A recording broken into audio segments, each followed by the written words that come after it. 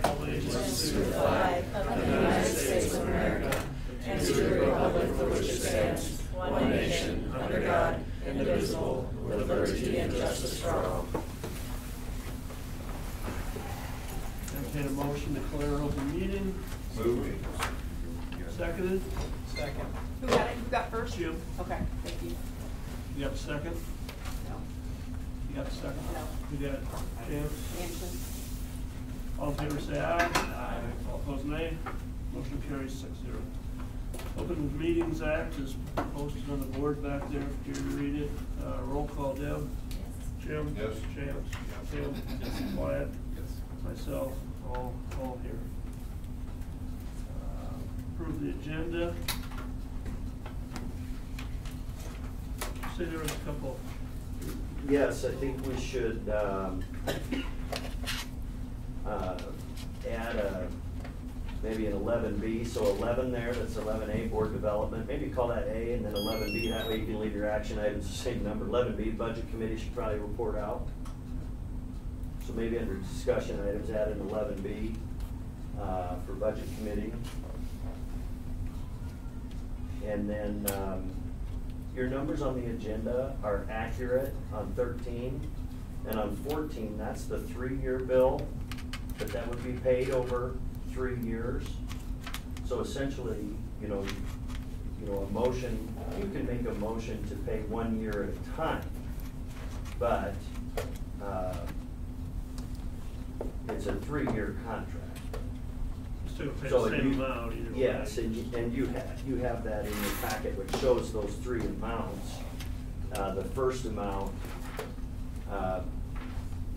being 11,712, which is in your notes on the back of your agenda. We can discuss when we Sure. get to there. Yes, I can clarify that. So I would just recommend that you amend the agenda to add, under discussion items, 11B, Budget Committee Report.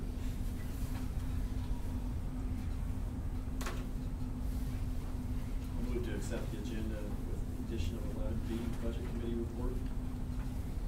Second that. It's been first and seconded. All in favor say aye. Aye. All opposed nay. Motion carries 6-0. Okay, now we're on the consent agenda. Minutes.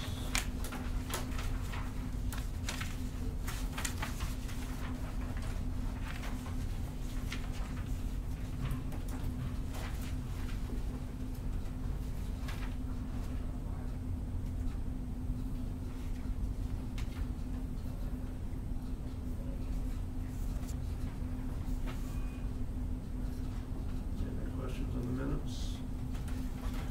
If not, we'll go on to the financials.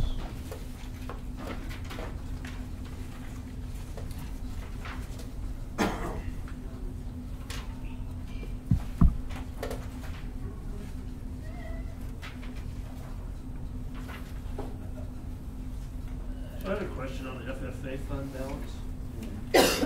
Why do we have $40,000? Pretty good at fruit sales. Really? And concession stand. So they do, obviously generate more So that's all they're. revenue through fundraising. And those are their 2 primary revenue streams. So are they kind of self-sufficient then? FFA? Yeah, I mean, other than, classroom materials and personnel. So another question on these plant stand deals or whatever. Yeah. Does this mean we've got to heat that greenhouse all the way along with $2 propane now? You're gonna be able to ask Mr. Clement that question, as he's gonna Google Meet with us here momentarily from the greenhouse. $7 lumber. His plant. I don't think that lettuce is gonna pay for the propane though.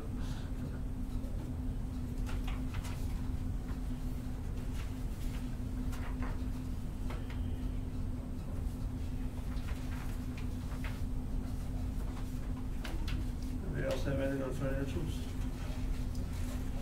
Claims?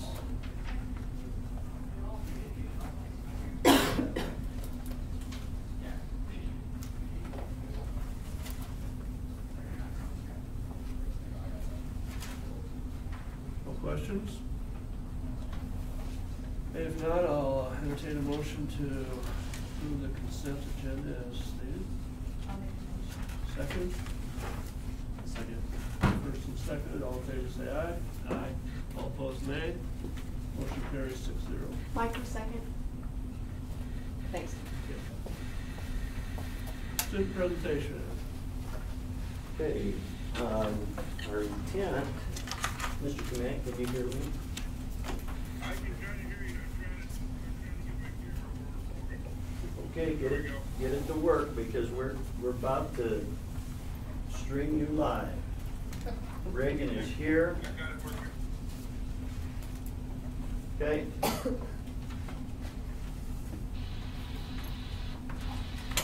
Does that work? Yes. Oh, boy. Yeah. Back up. Take the close-up off. There's your note. There we go. Further, further. Yes. Well, I'm gonna move, but I'm trying to figure out how to get my, that's not what I want. Reagan, you might have to go down and help him, then come back. Reagan is here and ready, Mr. Clement. Yep. Yep. Well, let him start talking, introduce it, and then I'll kind of give him a tour about what we've got. Okay, we'd rather look at what he's telling us than your face, though, no offense. All right. There we go. Okay, Reagan. Well, I'm Reagan Schote. I'm the son of Dean and Sally Joe. And between me, Clement, Marlena, and a few other students, we've built these greenhouse tower farms, hydroponics. And they're really cool systems, great way to show how hydroponics in a real world situation. These towers are really versatile. You can grow a lot of things in them. We're currently just growing lettuce with some cucumbers, but we're looking to diversify to other leafy greens. And so the horticulture class has primarily headed this up with help of a few other individuals. So like Ronnie Pruitt is helping us with our tech and flyers and stuff. And then Danny has helped us with just a number of assembly projects. And then, I mean, a lot of time has gone into it. And it's just a great way for us to show what our horticulture students are learning. We're able to provide fresh lettuce to both the school and members of our community with potential for it even being in some of the restaurants in town. It's really delicious stuff. We're also, as Clement's showing you, the plants first start out in these trays. We plant them into rock wool. So originally rock wool was intended to use as insulation, but it's been modified and it's now we use it as a growing medium for hydroponics. So the plants are started in these trays and they'll grow in there for about 4 weeks before they're transferred into the towers. We fertilize them some on these trays, but primarily they're just getting water and growing off of the nutrients that's packed into the seed, you know, just naturally. And then we move them into these towers. And so these are hydroponic towers, but more specifically they're aeroponic towers, which doesn't mean a lot to you guys. You'll find that I'm a horticulture geek, so all this stuff's really interesting to me. It's probably going over your heads, which I don't blame you. I've spent a lot of time looking at this, so a lot of it's second nature. So inside of these tubes, they're just kind of a PVC style tube. And water's pumped from the bottom with just a little kind of aquarium type water pump. Pumped to the top and it trickles down. And so every about 10 minutes, the system turns on and it'll run for 1 minute. And that water in the bottom basin, the big green tub that you'll see if he shows it to you, it's pumped up to the top, comes on down. It's a mixture of fertilizer and water. It's everything the plant needs, and it's a super nutritious way for us to feed the plants. And so we're selling this lettuce so the romaine heads are going for $3 a head, which is the middle one there. The top one is the butter crunch. We're selling those for $4, and then we have leaf lettuce on the bottom. That's going for $3 as well. And let's see, what else should I tell you guys about? And then we'll grow cucumbers and stuff. And we have bundles, and prices will vary, but we're not just selling heads of lettuce for $1. I mean, we're doing pretty good. It's going to pay for itself pretty quickly, actually. And the nice thing about this, I mean, you mentioned the cost of propane. In previous years, we've had to keep the greenhouse pretty hot because we're growing poinsettias. But now with lettuce, I mean, if you garden, you know that lettuce likes the cooler weather, and it bolts when it gets hot. So we're keeping the greenhouse, 20 degrees cooler, maybe not 20, but significantly cooler this winter, so the lettuce just doesn't bolt. And in a greenhouse, 5 degrees is extreme in how much it costs to heat it up. So and the towers were completely funded by grants from local community members and businesses. One was Carbon Solutions, and they work with the ethanol plant, and the other was Bear, the fertilizer company. And yeah. What's hog panels for? Dog panels, so those cucumbers, as they're growing, cucumbers like to vine and climb. So they're not just sprawling out on the floor, they'll climb up those. And we're also going to grow a climbing green bean variety that'll be available. Do you still do the fish thing? No, so this is hydroponics, this is not aquaponics. Aquaponics is when you cycle fish fertilizer through, that's when you include the fish. So, no, all the fertilizer that's there is mixed out of 2 holding tanks with injectors, and the injectors are just powered off of water. That's what Comment's showing you here. So those 2, they look like trash cans because they're trash cans, but the company sent us to them. And the fertilizer in those 2 tanks should last us, a year and a half, 2 years before we have to replenish it at all. So then it's pumped up through those 2 blue injector systems, which you would use if you're out at like a co-op, or even a lot of farmers use it to mix like medication, in their water. And it's pumped up into a black holding tank, which then feeds by gravity. That black holding tank there feeds by gravity down, and then just on a regular flow system into the basins on the hydroponic towers, which are the green tubs there at the very bottom. How does it get back? It doesn't. Eventually, it's cycled through those tanks, and eventually, as it evaporates, it's replenished through those tanks, but it never circles back to the main setup. So those plants actually with big heads on them? They won't turn out to be like your iceberg lettuce heads. They'll be like more of just a free leaf variety that you get out of the store. They're only grown in about that much, well, not even soil. It's rock wool, so there's no nutrition in the rock wool, but it's about an 1.5 inch by 1.5 inch cube. It's not real big. Makes the lettuce look pretty small. So when you cut it, is it done then, or will it grow back? So actually, we don't cut it. Mr. Clinton was showing how we actually pull the entire thing out. So you take it home, lock, stock, and barrel, including the roots. So the plant doesn't die when it goes into your fridge. Its shelf life per se is a lot longer, though it does need to be kept in the fridge. He's gonna put the plant back in the thing. And so you just wrap the root around the rock wool, and it goes right in your fridge. Lasts much longer than if it was in a plastic bag, cut off. And then, the day after we harvest, the next day during class, we pop in another cube that has already been growing for about 4 weeks, and rock this again. So we have. Sorry, go ahead. How long does it take from 4 weeks to harvest? So right now we're gonna have 4 weeks on the table and 4 weeks in the towers is what the goal is. But it's not a perfect science, and we're a class, so we're not just calling up the experts and finding out exactly what we should do. We're kind of wanting to go through the experimental process, finding out what works and what doesn't work. Reagan, when are your hours for the public to come by? The hours for the public, oh goodness. I know we're open, so we're open on Wednesdays.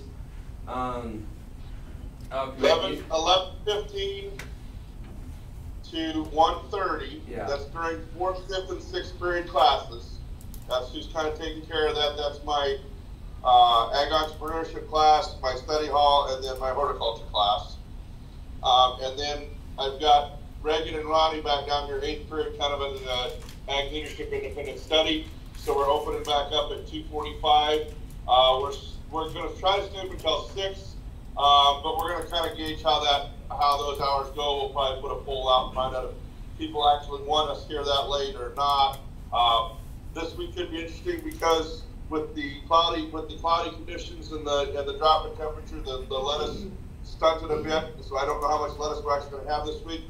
I think Reagan was kind of telling you how we're learning as we go here, and so we're going to try to do some things to we have to keep the ambient temperature of the let us cool it up so it doesn't bolt and get bitter on us, but we need to bring the temperature of the water up, and so we're looking at maybe trying to find a aquarium heater and finding out if heating the water in the tanks will increase the productivity of the plants. We've also been told that if we can get a little bit more light, a little more daylight hours, that will increase our growth rate, and so we're going to look into some grow lights that we can put above the towers as well. Yep. And so all this is, this isn't coming out of any of your guys' pockets. So this should be, we're lowering the cost of your propane bill. We're getting more education options for your students, and everything's, it's not costing you guys a dime. So, it's just a great opportunity. So you kept the thing heated all winter in the past for your poinsettias? Yeah. I didn't realize that. I thought you should shut it down for the winter. Yeah, no, the greenhouse has been heated to some degree for, So do you have to do anything with like USDA as far as like E. coli and certification stuff like that? No, because we fall under like I forget what the name is, it's like the Cottage Farmer Act or something. So as long as we stay under $25,000 worth of sales, we don't have to follow any of, a lot of those rules. And, if we did, one of the great parts about the hydroponics is that our product is just way cleaner. You don't got we can control all the elements, and so we're not having the rain splashing, dirt up onto the leaves. It's just, we're not dealing with, once the leaves get wet, usually there's fungal growth, but we don't have that problem with the water only coming up from the bottom. So we don't have to worry about liability insurance in case somebody does get sick of it? Well, you won't have any animals. You spread so you get E. coli. No, we're going to try to keep everything in the greenhouse organic while we're growing lettuce, because there's not enough time in between, when you can spray and when you have to harvest it, not enough time for any chemicals to go away. So we're only using stuff that's. Are these times Monday through Friday then? It's just Wednesdays. Wednesdays are our market days. There are a few flyers around town if you forget, or just text us your comment. I'm sure you'll be happy to tell you. How many of them do you have? We have 10 of these towers. It'd be nice to get a few more, just because the way the rotation works. You have room for them? Yeah, there's loads of room. We're only using about half. When we were designing this, we were expecting to use about a third of the greenhouse, and it only took about a sixth. So we have more space to grow, expand into the rest of the greenhouse.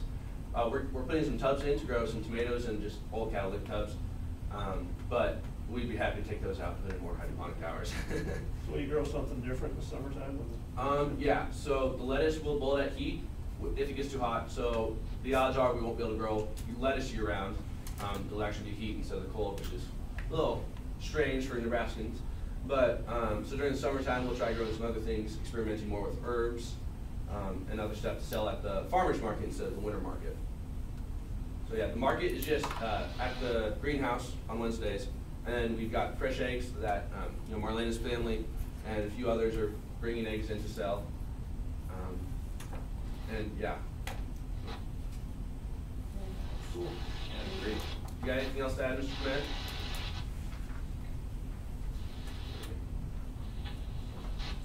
Mr. Command, anything else to add? Well, the teacher maybe needs to add that the real advantages that I've seen so far just from having it in here.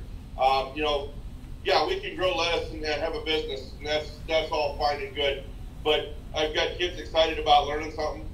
I've got kids excited about learning about a schedule and how to create a schedule for a crop, whether that crop is corn, soybeans, alfalfa, or is lettuce. It's all transferable skills on that. We're learning about, okay, so we've got this plan, and now what happens when you get punched in the mouth and your plan doesn't work? And what can we do? The kids doing the research to find out. Well, I saw this. One group said that they could do this, or the gal that helped us, we called her. She said we could try that. Can we try that? The power of question, and question how we can fix this problem. I'll show you a couple spots. This tower here, we don't know why this group of plants right here isn't growing well. Everything above it and below it's fine. So it's something we're trying to figure out. This section right here in this tower, we figured out that the fan was blowing right on those plants. That's not a good thing for them. So even in the mistakes, most of the time, in agriculture, you guys know this as well. Most of the time, we learn better from our mistakes and our failures. And we're going to make some mistakes, and we're going to have problems we have to work through. But that's a positive thing. So I just think that the learning that's already occurred and the learning that I look forward to for these kids to be able to see this. Yeah, we haven't. I don't know that we've scratched the surface yet. So.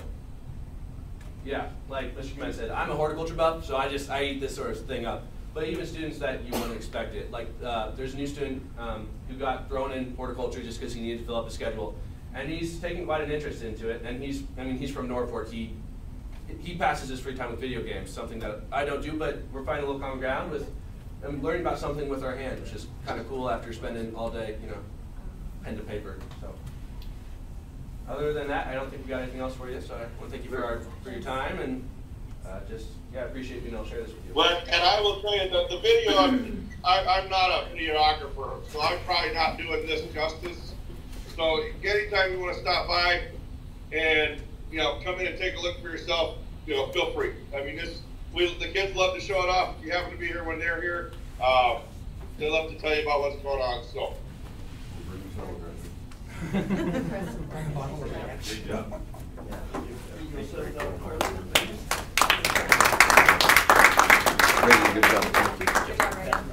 Dr. Rose, there's one more thing I did want to touch on, because I know there might be some questions. I know somebody had a question for me.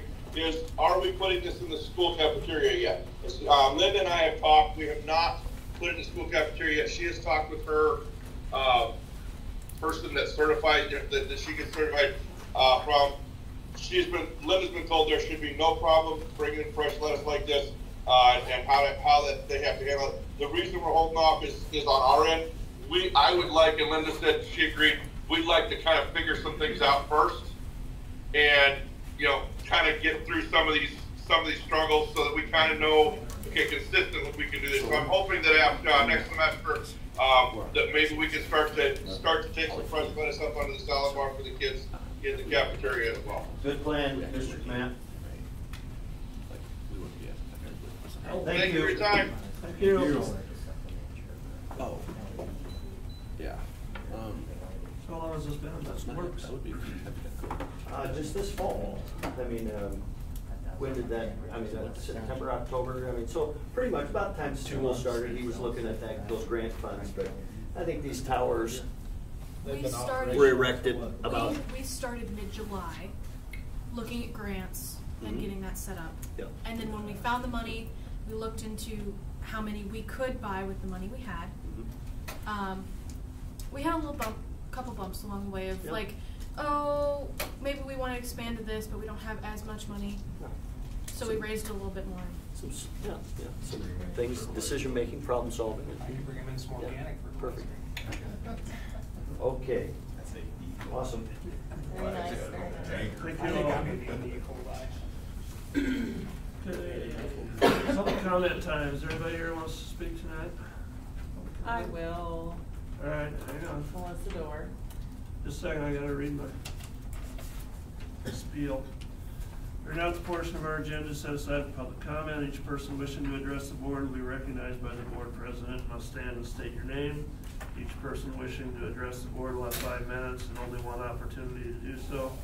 Please remember this is a meeting of the Plainview Public School Board of Education is held in public, and comments or conduct that are lewd, obscene, profane, slanderous, threatening, or hostile will not be tolerated. You'll be further advised that there is no legal protection for any comments that are made. Public comments an opportunity for patrons to express their concern or support for school business.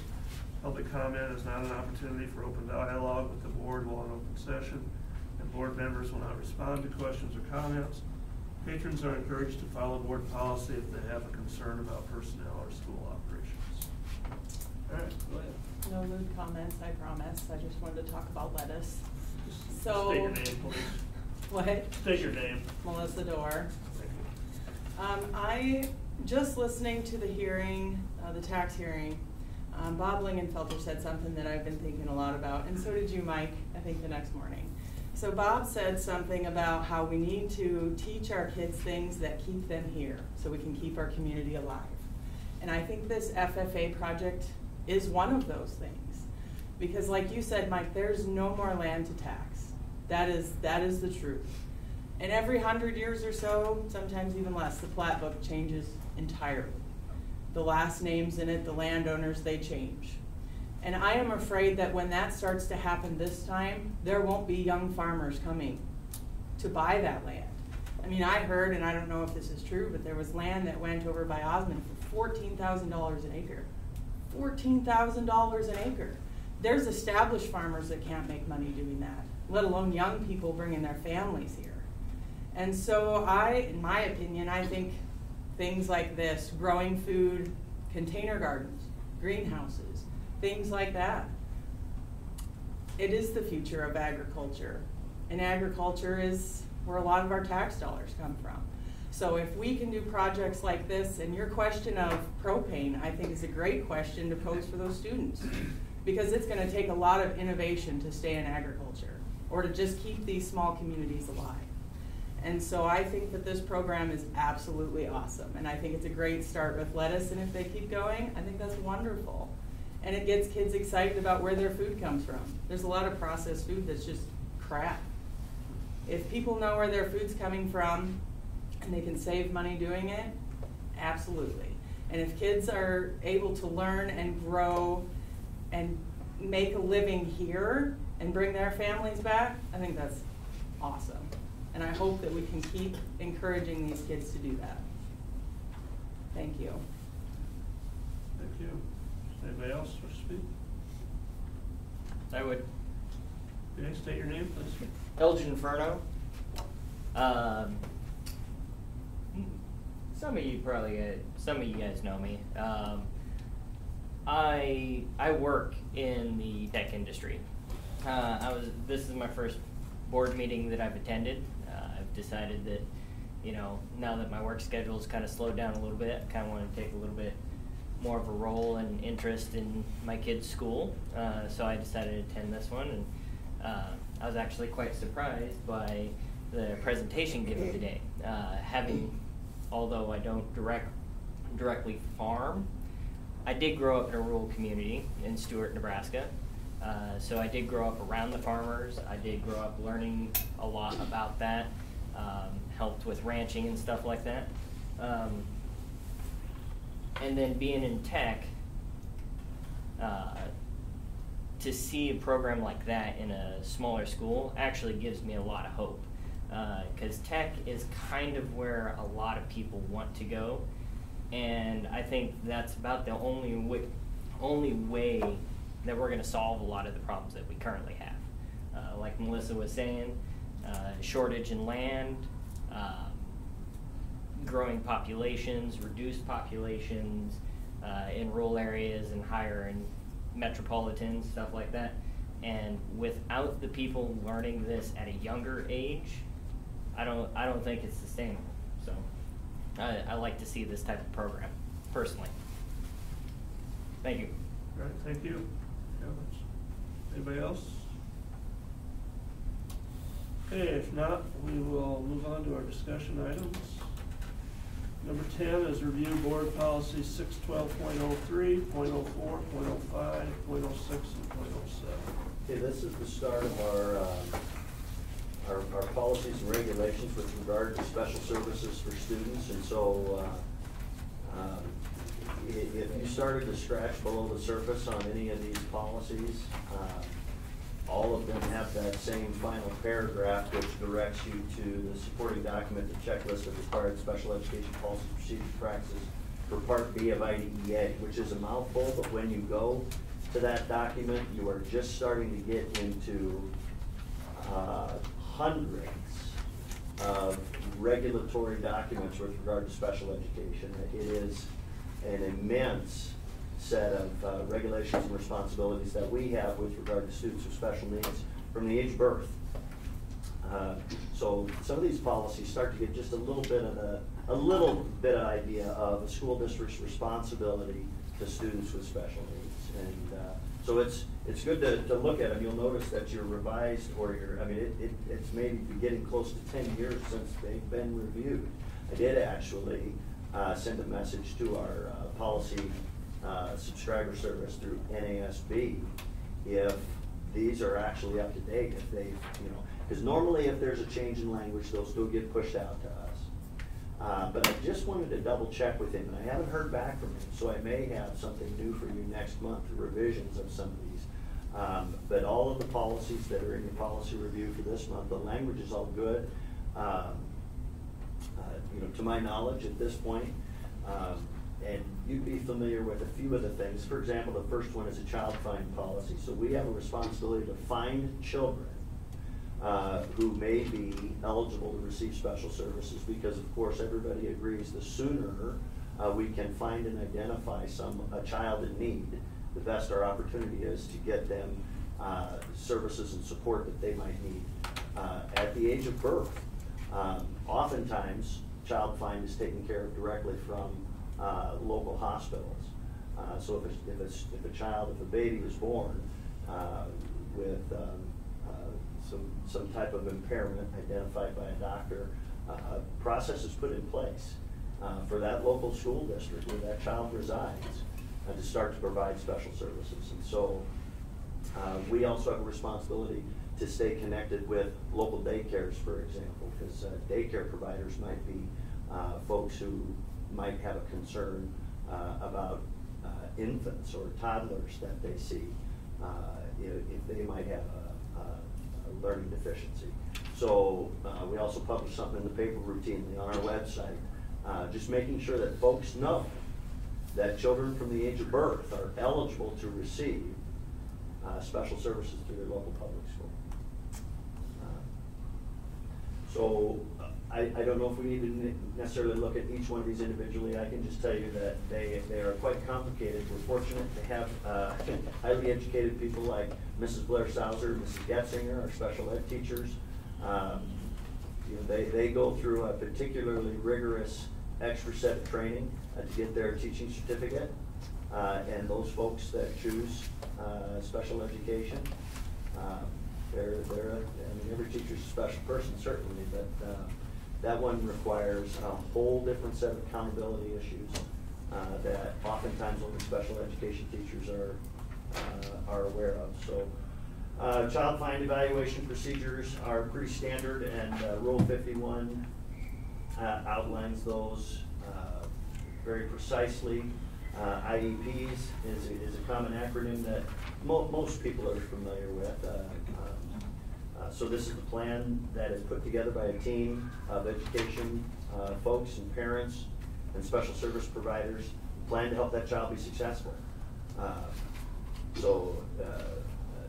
Adaptations, modifications, and such is the norm in an IEP. Transition children from Part C. So Part C of IDEA is early intervention programs, and so I attend numerous meetings a year in homes of parents who have an infant or a toddler who's already receiving special services. So that's an IFSP plan, which is different than an IEP. You receive an IEP when you're school age. An IFSP is for a birth to 3 child who may need special services. So you never really know or understand everything with regard to special education. You only hope to do the right thing, make the right decisions, and to have good people like Ruth Miller, who is our special ed consultant at the ESU. So when we pay our ESU bill every month, which is significant, and it is for every public school in the state of Nebraska, a majority of those funds go for us to pay for specialists that are contracted through the ESU to help us support our students with special. There's nothing to do with any of these at this time. We'll have another series more starting with 6/12/08 next month, but we may have some revisions to those that are listed for review tonight. We really don't have a choice in these. I mean, these are all set by the state. So no, and in fact, being negligent in the area of special services is an area where public schools get in a lot of trouble. Being negligent in Rule 10, which is your general minimum standards for all students, every school is negligent in some minor capacity in Rule 10, but if you are negligent in Rule 51 for special services, that's where you really put yourself in some serious liability. Very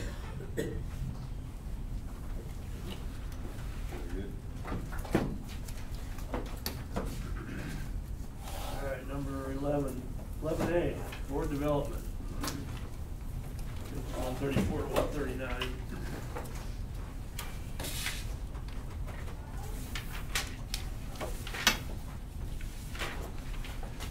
Purely coincidental, really, that we ended up on this page on this evening, on this section, which is about closed session, which is used maybe once a year by this school board. So obviously, timing is just right, really, to review that.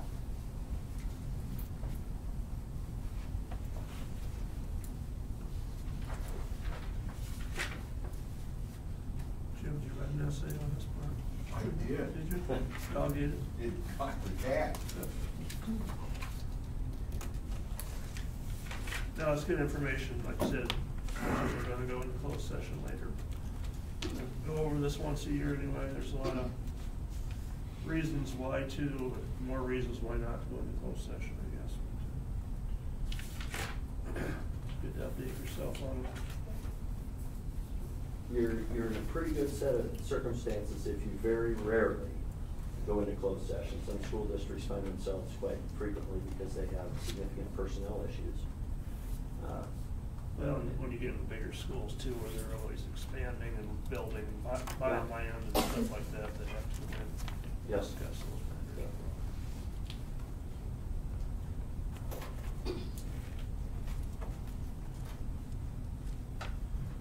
Okay, does anybody else have any comments on that?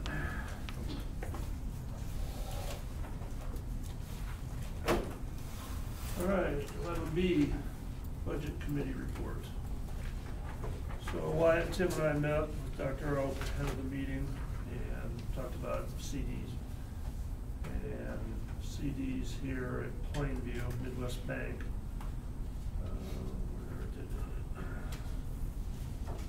So our CDs, they're offering now 3.445 rate.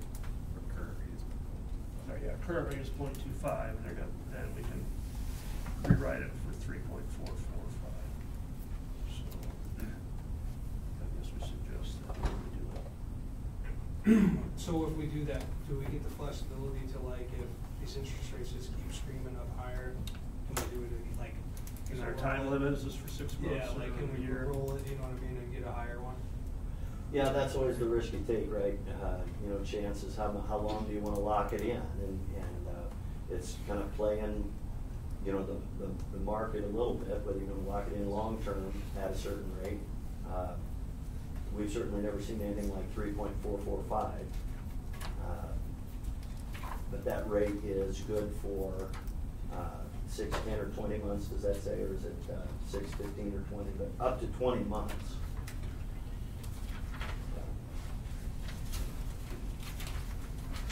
10 month, 15 months, or 20 months? 10, Well, they got a 3 month at 285, 325, 10 month. So it'd be probably a year.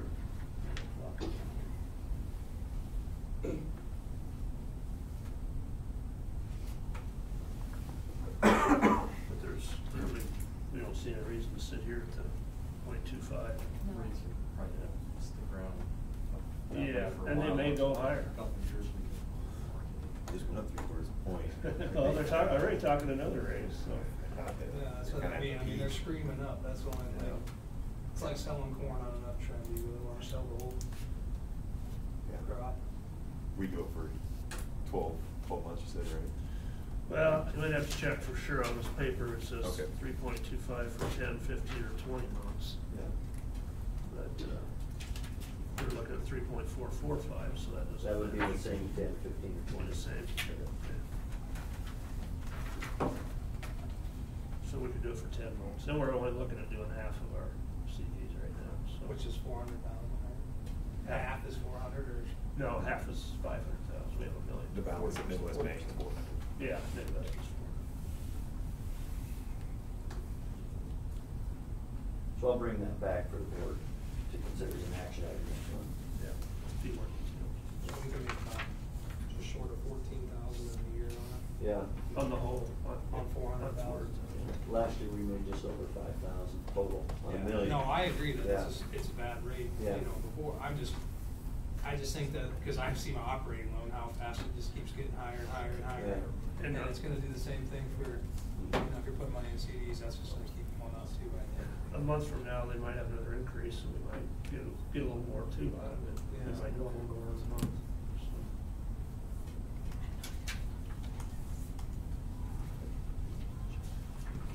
Okay. Well, we'll move on to action items. Number 12, discuss and take possible action on. Oh, we just do that. I guess we'll skip that. Yeah, I'll have precise, details. So number 13, discuss and take possible action on accepting a service agreement from Train for the elementary building HVAC units for 2023 calendar year, not to exceed $7,844. So I've got that contract in your packet. It is, an increase from last year, as you would expect. He did, mention to me that last year's contract didn't have every unit on top of the elementary in it. Now, they serviced them. But we didn't Probably pay. still under warranty last year. Yeah, and they're gonna start coming twice a year. So they had been coming just annually, and so we visited about, well, I'd sure like to see you here just before cooling season and then see you here just before heating season. So they'll come twice a year. They were the ones who were responsible for that project 3 summers ago, going on 4, I guess. So it's just a renewal of the maintenance agreement.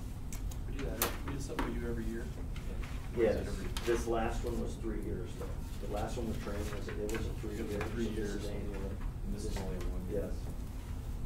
So will we be completely out of Rasmussen then, if we approve these two? The next one will replace. That's Your what I next mean. action If item we will approve replace these that. two, then we'll be. Yeah.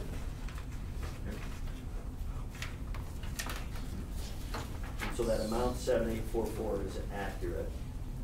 Alright, I'll make a motion to approve the service agreement from Train Mechanical for the elementary HVAC system in the amount of $7,844 annually. Second? I'll second. Then first and seconded, myself, yes, Wyatt? Yes. Tim? Yes. Chance? Yeah. Deb? Jim? Jim, did you? Yes. Yes. Motion carries 6-0. Number 14, discuss and take possible action on accepting a 3-year service agreement from Facility Advocates for the high school HVAC units for October 1, 2022 through September 31 of 2025, not to exceed $11,712 for the first year, or $36,200 over 3 years. Yes, so that also is in your packet. Facility Advocates is obviously they're the folks that took care of the project that is still concluding. We've added several, so the maintenance agreement is significantly higher than what we've been paying in Rasmussen. But we have 4 new RTUs out there, because we're now cooling both gyms, the stage, concession stand, and weight room. So we added a significant amount of mechanics out there. They'll come twice a year as well. And it's a 3-year contract. You have the page which breaks down. We get semi-annual payments, so we can pay. It's a total of 6 payments over 3 years. I went back and looked at, and we've had a history with Rasmussen, and they've taken care of our things for quite a while. We've had some frustrations because a lot of our RTUs up there have needed service over the past several years. Understandably so. They're 8 and 10 and 20 and 40 years old. So we pay a service agreement, and then throughout the course of the year, we'd have another $1,000 here, $2,000 there, $4,000 there for service to those RTUs. Ideally, this maintenance agreement would be mostly all we pay. So it actually might be about the same as what we've been paying Rasmussen. You would hope and think that these new RTUs would run without service, without needing significant service, which obviously wasn't the case with decades-old RTUs. Well, they still need the service. The Yes, annual, so they just yes, need they're any preventive parts. maintenance. Yeah. Yes, they're preventive maintenance, but losing compressors and fans and X, Y, and Z, all the other mechanics within. And obviously there's some warranty with a lot of those mechanics still. But preventive maintenance comes with an expense too. So they come twice a year and make sure that they are still humming and everything's greased and the belts are tight and the filters are changed. Belts are on. The belts are on. Louvers work. Yeah. And they're gonna service the boilers too. Boilers are Volkmans, yeah. So we just got the boiler put together this week, not a day too soon for the poor folks over in the 1920 building because they relied completely on that boiler and we had winter arrived in a short amount of time past week, so.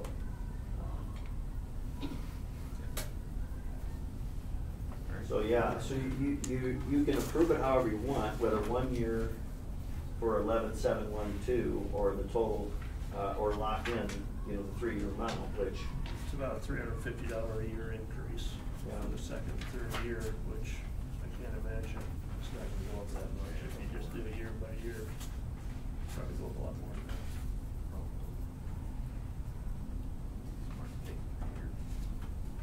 That's what I think. Let's see this one down any.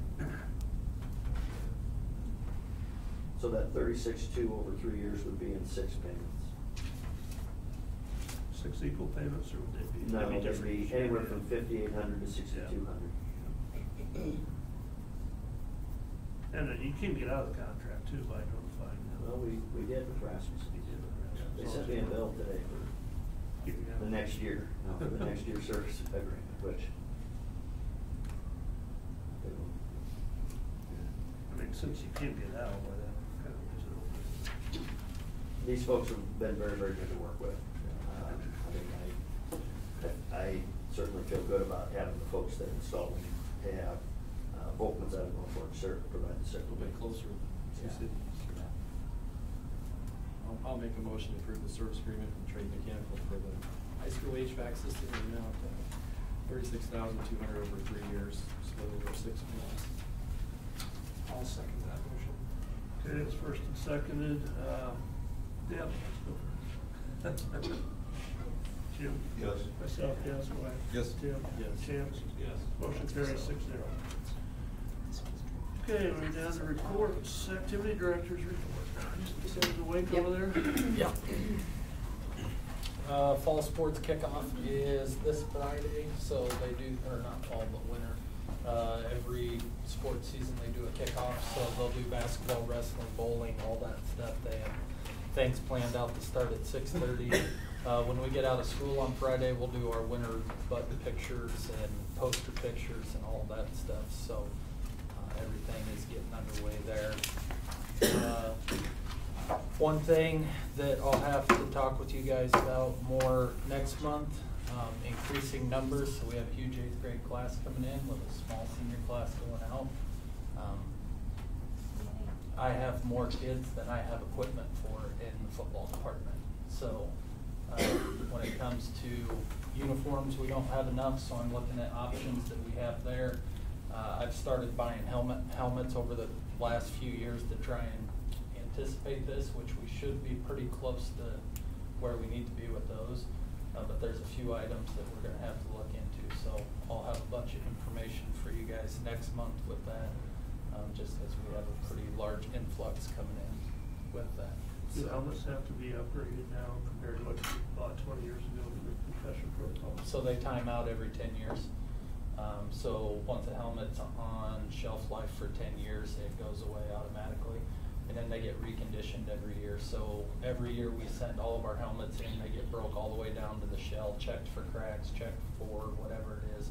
All the pieces are replaced, repainted and everything every single year. So. How many more are you anticipating? Going out? No, new ones you need. So I have 29 uniforms and I have 32 boys that are signed up to play. And then the following year we'll have 38 boys if they all stay out. And right now I have 20, I believe 26 or 28 helmets. And then about the same on shoulder pads. So we're close. So how close are we to going back to 11 then? We are, our biggest number that we will have is 44 and the number's at 47. So, and it just got passed in our region in the NSA to raise it to 55 for 8-man, but I don't see that going through the rest of the state. So. Junior high this year, we had to borrow helmets. Yes, we did, but I just got the new junior high ones in because apparently you couldn't get helmets from Rydell over the last 2 months, and then they came in within 4 weeks after I ordered them, so we are set for next year. If they get broke down and repainted and everything, can you work back and forth with other schools that maybe have extras that you can use for a year, break them down, repaint them the way you want them, and then they can have them back in a couple of years or something like that? Or? We have 6 helmets going to the state championship game on Tuesday. Cedar Catholic's winning 6 of ours, so yeah, that's what we can do, and I know we've shared a lot of helmets this year across different schools and everywhere, but typically we try and share with people who have the same colors and everything, which our helmets are identical to theirs, so. I left one on there. I left several on when we played them. So, that is where we're at with that. Is that the end of your reports then? Yep. All right, principals reports. The only thing that I wanted to talk a little bit about was on our JPP information. I reached out to Peter Kiewit because I had mentioned that grant opportunity for us, and I was declined for 2 reasons. Number 1, they are not doing playground projects anymore. And then number 2, because we're a school, they can't fund us. They are a community-based organization. So that one is not an option for us. The other thing that I was going to tell you is that we are in touch with a sales rep who provided the playground at the park. And so Julie has kind of given us a couple different options. If we were to make decisions right now based on the $125,000 that we have, here's what we can do with it. So we're kind of playing with that a little bit and kind of picking and choosing what specific pieces we would like as an addition to it. And our hope is within the next few months to finalize those details and figure out what direction we're going with that stuff.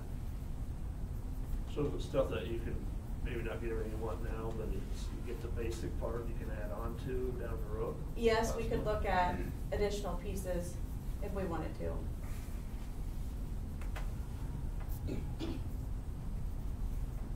So I just wanted to say too, with your Friday program with your seniors, your job shadow or whatever. Yep. It must be spreading around because I heard from a guy from Crofton that asked how it was going for us. So it must be something people are seeing that we're doing and liking the idea and thinking about doing themselves. So Yep, I don't know who else around does it, but. I think I have 3 kids left to place, but otherwise we have everyone else out there and going and doing stuff. We have 1 kid at Nucor, and that's what I was going to bring up, because Nucor is going to come in once a month and present to our students. One of the things is just presenting on information about the company to let our kids know that it's more than just a steel company. There's technology, electricians, all the different avenues that they have, the detailing and creation station and things like that. And talking with their HR department, a lot of it is just trying to recruit kids too, because they can't get people to work there. So they're going into a lot of apprenticeships and trying to pay for kids' schoolings and things like that. So trying to get them in here, get them in front of our seniors and let them know that that's options too. So. Every time I go to the doctor, I have a whole room full of people in there anymore. You got a college student that's studying and a high school student that's watching. You're like a guinea pig. You simply get to see it every day. Yeah, I'm sure they're just coming to see me. All right, superintendent's report. Okay, I have a few things to add to from the list, but the AQuest rankings will be released next week. You might remember that. It was, COVID put it on the back shelf for a couple of years, the classifications of your school, every school building and your school district as a whole. It's kind of complicated. Quite honestly, it's not a huge deal. This is the one where when we were #1 in the state in ACT, we were great, and the next year we were needs improvement because our ACT score wasn't #1 in the state the second year in a row. So this is not something that I want to spend a whole lot of time putting eggs in this basket. But just an awareness that that's coming in, so we'll make a report on that. You received an email from, hard copy email in your packet from Byron, the update on where Facility Advocates is. There's still a few things to go. That the rooftop unit on top of the Pirate Gym, that was the main dehumidifier, the 2 units that are up there, is now working. So we have air conditioning now for the Pirate Gym, full air conditioning. Of course, the 1 unit, the backup unit, secondary unit, did just fine. We didn't really notice that we didn't have that. So they're all transitioned to heat. We still had it, but we still have really quite a ways to go until we consider this project completely done. So they're doing great. Responsive had called today because locker room still had air conditioning being pumped into it, and that's a place where you need a little more heat. And they said they're on it. So our local control is still coming, but you got the details on the transformer and all that major business that really still needs to happen with regard to power. I went and got my bus driver's permit. Took about a month. Had to go through about 15 hoops, take 3 different tests. Bob and I took a bus to Madison, had to do inspections and drives and all that business, just to alleviate a little bit of pressure on Bob over the courses, particularly the winter months. We're going to lose the Moshots to Arizona, so your superintendent may be driving a bus route every now and then. So if you see me behind the wheel of the bus, I'm legal. But it did give me a chance also to kind of realize just what a pain in the butt it is to go through that process. And I understand I spent 11 hours at Norfolk Public School, a Monday and a Tuesday night, going through some training. And I mean, just, I don't want to say it's not necessary or whatever. I mean, we're taking care of kids and we're hauling kids, and so, but it's tough. But anyway, that's something that I can support Bob and his crew in just a little bit. City concession stand, Jeremy asked me if the school just wants to take over that concession stand down at Ball Field. I think we're really the only ones that use it. It's city property. We're about really the only ones that use it. I don't know how I feel about it. That's a board decision, obviously, on whether we want to essentially own that. We've worked well with the city as far as I know. Gail does a lot of the work when it comes time to transitioning, thawing it out, getting it ready, putting it back together. I don't know, but if there was something significant that happened to it, and we need it for a Friday night football game, I don't know. It might be better off just being in our hands, and we're assuming that responsibility, liability, expense, something to think about. I told Jeremy I'd bring it to the board. I'll talk more with him. Maybe we'll have an action item next month to have you consider whether that's necessary to do or not. They work well with us, certainly, and have for years and years. We had our annual safety visit. We'll get a report, probably have a report for you next week on that, or next month, I should say. We've got 25 people signed up to go to Washington, D.C. in May of 2024 already, so that's pretty doggone exciting. These current 7th and 8th graders that will go in May of 2024, and their families, parents, whoever. We have plenty of adults signed up. A few of you have gone and are familiar with that, so that's excited to kind of get that going again. Don't forget your billfold. I didn't the first time, for the record. It's true. We got $18,000 in ESSER 2 funds, so we have just over $1,000 left of the ESSER 2, which was $231,000 total. So that paid for our LMHP. We doubled our time at LMHP. We had a 1 day a week mental health practitioner that came to our school. Last year was here 2 full days. This year is still here 2 full days. That did increase our expense. We budgeted ESSER funds to pay for that. We've been reimbursed for that. I'll be attending some training in August for the Safe to Help Threat Assessment. This is an anonymous reporting system for students, school staff, and parents to share information about concerning behavior so an intervention can happen before the unthinkable happens. And so a lot of folks, this is one of the first things you always hear when there's a tragedy at a school imposed by some other student is, people knew, there was chatter, somebody would have said something, had to, you know, this is designed to help address that. So we will have a threat assessment team at the start of next school year. So a team will go get trained in Fremont in August. State Education Convention starts Wednesday. We have Deb and I are planning to go. So that will be Wednesday, Thursday, Friday at CHI. New flagpole came today for the football field. That's paid for by the by Joyce Dorr in memory of Ray. So we hope to dedicate that at our track meet at the end of May, which means we don't have a whole lot of time to get into the ground and get that done. I've talked to Gouch Powers, so we're going to have a little granite memorial, plate just to honor Coach Dorr.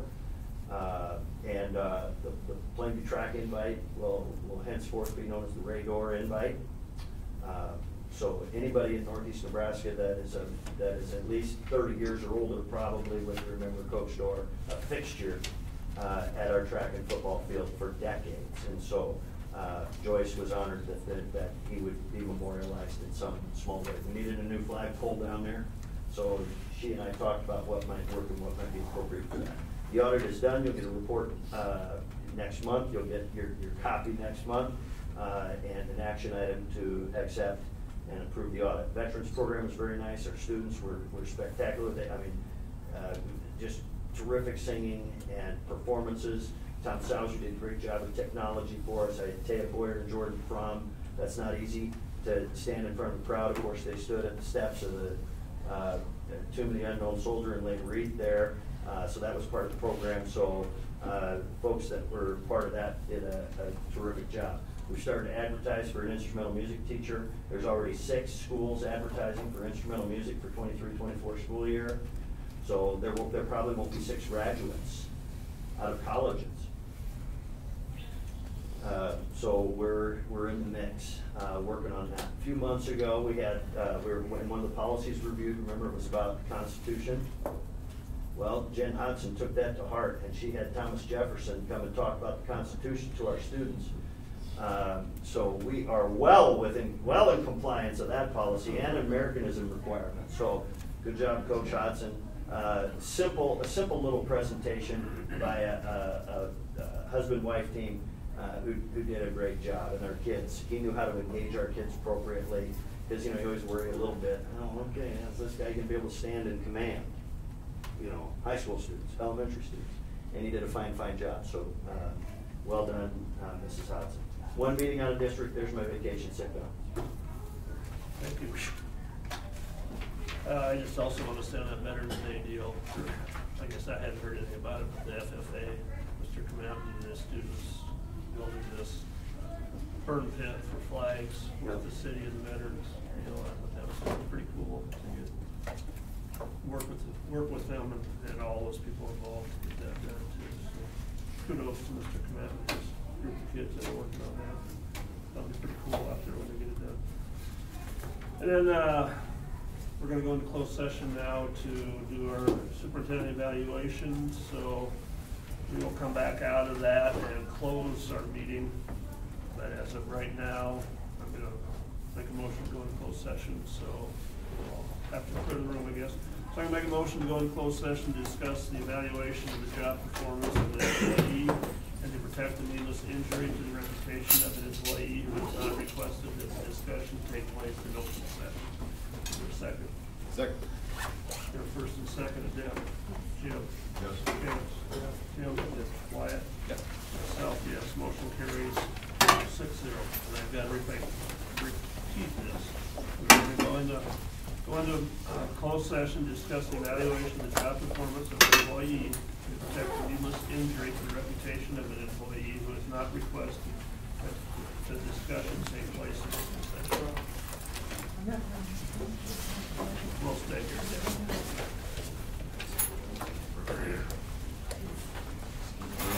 Yeah, we'll take a break right here. How's basketball doing? Good. Hey, nice buck, by the way.